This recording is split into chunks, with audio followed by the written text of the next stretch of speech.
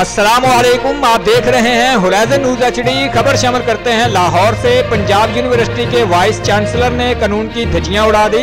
अपने आबाई इलाके से ताल्लुक रखने वाले डॉक्टर महमूद अल हसन को आगे लाने के लिए जायद हकदार professor of photon physics doctor Hafiz Mohammad Rafiq के खिलाफ शिकंजा तैयार। अपने ही लीगल एडवाइजर अब्दुल्ला मलिक के जरिए अपने ही खिलाफ और डॉक्टर हाफिज मोहम्मद रफीक के खिलाफ हाई कोर्ट में कंटेम्प्ट ऑफ कोर्ट की रिट पिटीशन जमा करवा दी। इस साजिश का मकसद professor of photon physics doctor Hafiz Mohammad Rafiq को इसके जायज हकूक से महरूम करना है। प्रोफेसर डॉक्टर हाफिज मोहम्मद रफीक शोबा फिजिक्स में चेयरमैन की तैनाती के लिए शोबा फिजिक्स के मौजूद तरीन और सीनियर तरीन उस्ताद हैं। Report Hammad Somru, divisional bureau chief Faisalabad, horizon news HD।